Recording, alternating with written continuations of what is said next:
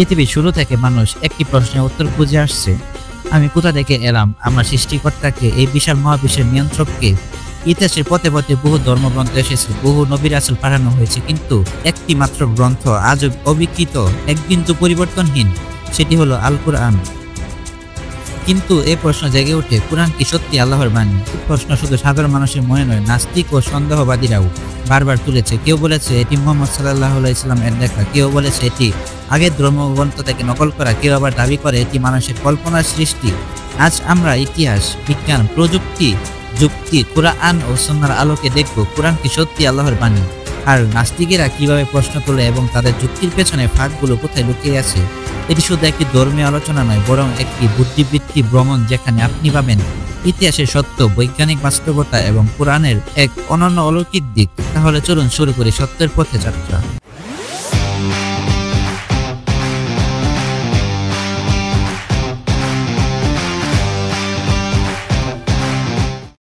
প্রথমে আমাদের ফিরে যেতে হবে সপ্তম শতাব্দীর আরব উপদ্বীপে, একটি নিরক্ষর সমাজে, যেখানে প্রযুক্তি ছিল না, ছাপাখানা ছিল না, বই লেখার প্রচলনও ছিল সীমিত। মানুষ কাগজের বদলে পাথর, চামড়া, পাতায় লিখত, আর সবচেয়ে বড় ভান্ডার ছিল মানুষের মুখস্থ ক্ষমতা। 610 খ্রিস্টাব্দে হেরা গুহায় মুহাম্মদ সাল্লাল্লাহু আলাইহি ওয়াসাল্লাম প্রথম ওহী লাভ করেন, পড়ো তোমার প্রভুর নামে, যিনি সৃষ্টি করেছেন।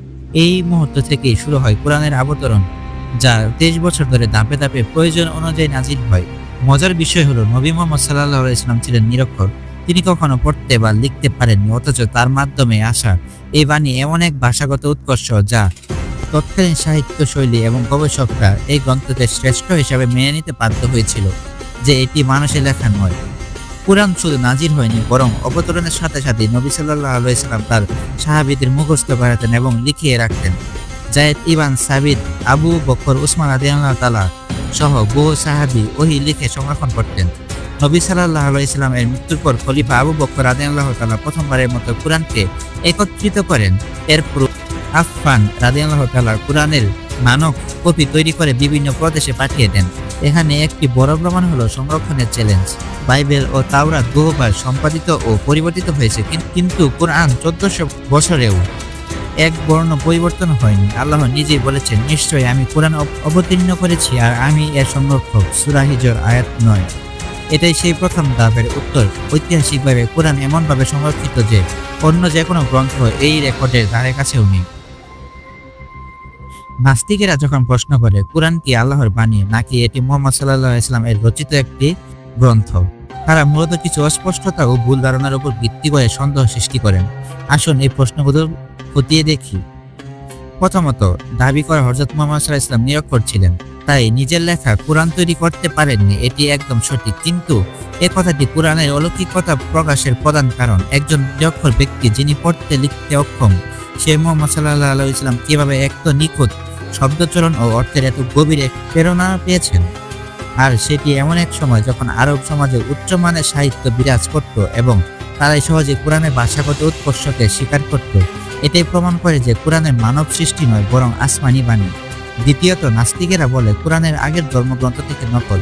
হ্যাঁ, কুরআনে নবী রাসূল ও পূর্ববর্তী বর্ণনাগুলো উল্লেখ আছে, কিন্তু কুরআন নিজেই বলেছে এটি পূর্ববর্তী লেখাগুলো বিকৃতি সংশোধন এবং মানুষের জন্য পূর্ণাঙ্গ হেদায়েত। উদাহরণস্বরূপ, বাইবেলে অনেক সময় নবীদের সম্পর্কে ভুল বা বিকৃতি তথ্য পাওয়া যায়, যেখানে কুরআনের স্পষ্ট ও সুবিন্যস্ত তথ্য প্রদান করা হয়েছে।